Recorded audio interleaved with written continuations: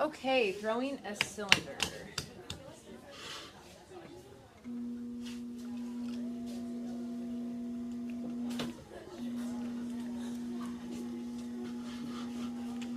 So right now I'm centering the clay.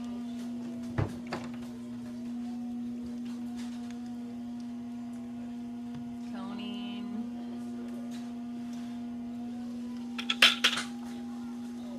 Doming. I'm really using my body weight to press straight down from the center. And this hand is guiding the clay into this dome shape, pushing here. At 6 o'clock.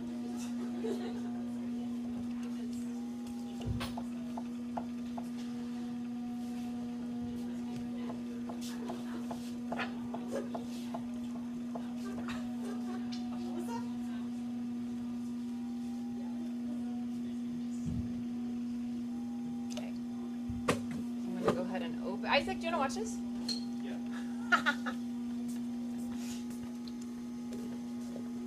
So I'm going to open up the clay. Also, did you slow it down after you centered? Slowing down when you pull and open is actually a pretty good idea. So I'm going to use my thumb to get it started. And then I'm going to use my index finger and my middle finger together.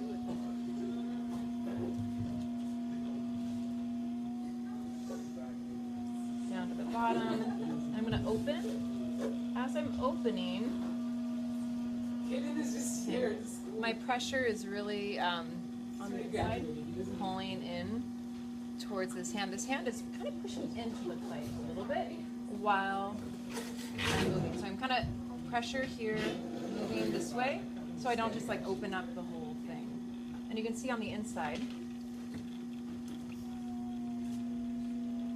I need to cut my fingernails.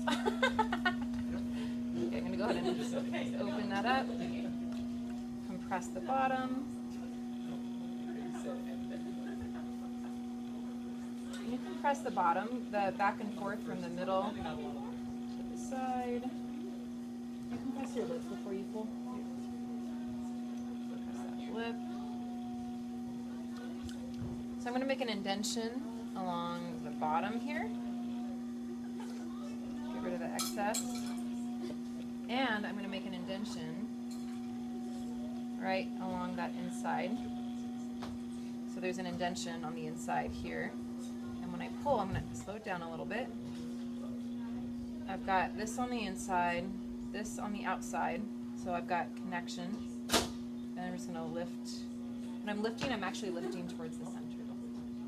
I don't want to just lift it straight up, because if I lift it straight up, centrifugal force is going to spread it out. So I'm going to lift this lump of clay up towards the center. And I'm going to slowly release. Do you have a rib in your bucket? Okay, I'll grab it. I'm going to compress that top flat again. I'm going to make another indentation. I'm going to lift the clay. I'm really pushing more with this hand inward. This is pushing a little bit here. I'm just lifting the clay, lifting the clay, lifting the clay, really intentionally inward towards this center point right here. Press. As soon as it starts to do the bowl form, then it gets wider and wider and wider. You can't really bring it back in. So, compress the bottom. Actually, I should have done that after each pull, but have you ever pulled with a rib? Yeah.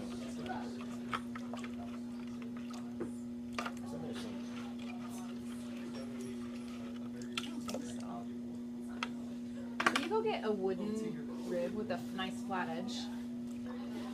So, you want to learn how to file for bankruptcy? No.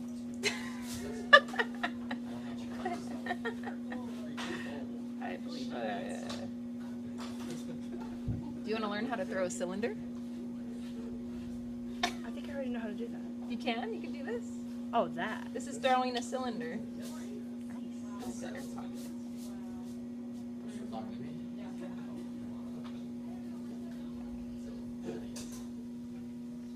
Ha! So this nice flat rib.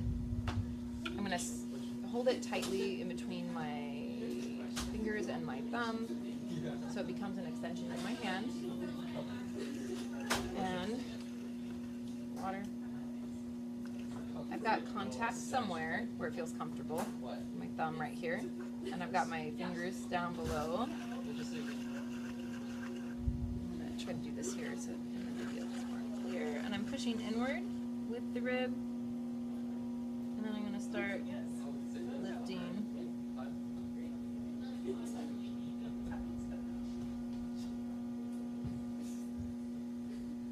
Because it's so straight, pulling the clay on the inside into the straight edge the whole time will make, it just helps with the shaping.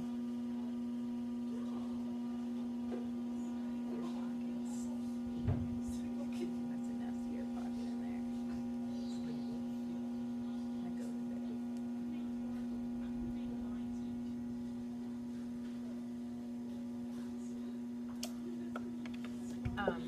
How do you feel about shaping? Narrowing and widening. Cool. So, you know, I've got this cylinder.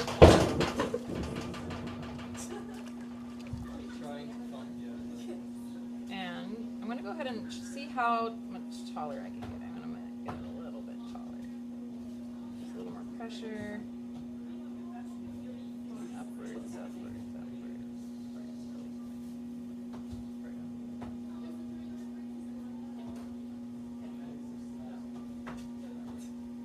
It's a little thick. So I wanted to thin it down. And now I want to shape it. If I want this to be a base, I can widen by compressing the in towards outward. Use my rib or my hands. Don't force it. Just let it dry more. Oh, no. I have a question. Oh. If I want to restart the carving, how would I do that? Do I have to remake it?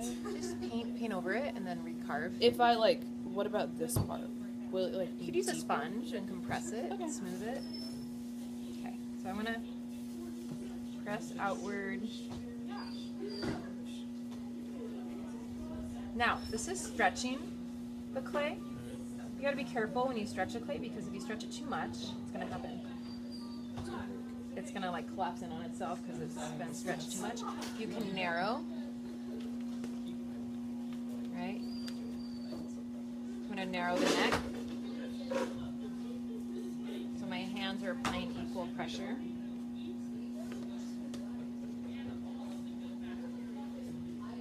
Equal pressure. So you can start the cylinder and then you can turn it into a base like that, right?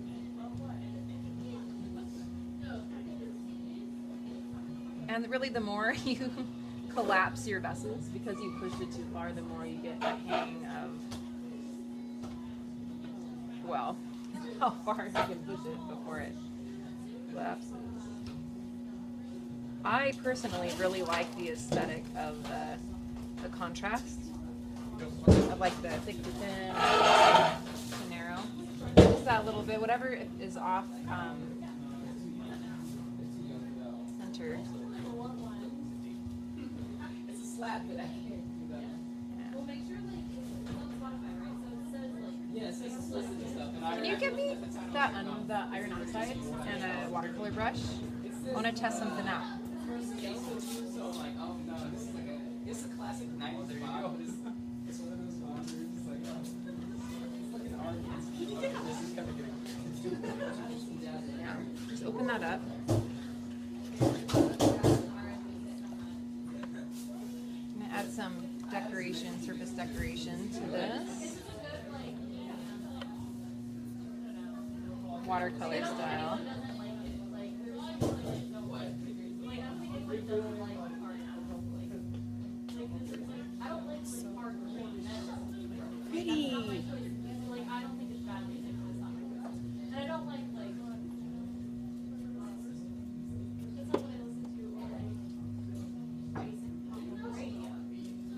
Okay.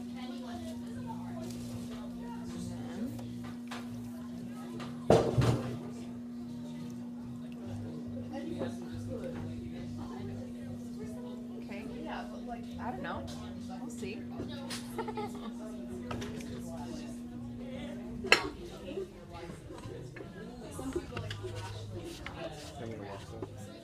What's that?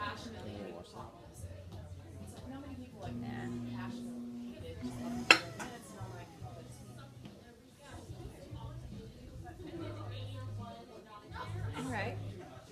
Before you take it off, where to put your sponge? Before you take it off, make sure there's no moisture or water on the inside. So take this off. Yeah. Same way you take anything else off. Hey, you guys. Focus. On my video.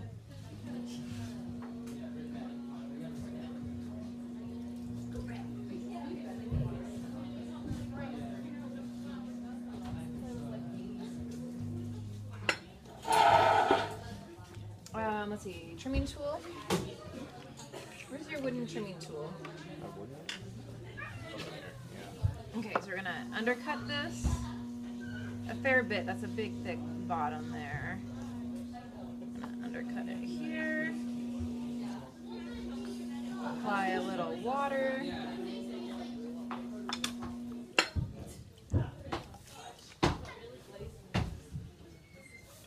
Oh, see, it already started to slide.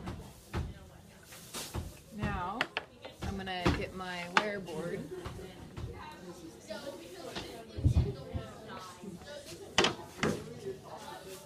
Pick this up, put the wear board down. Use gravity to help me. And then there we go.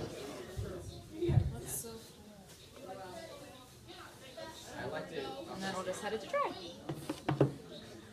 Well, not too much, just leather hard, and then I can trim it.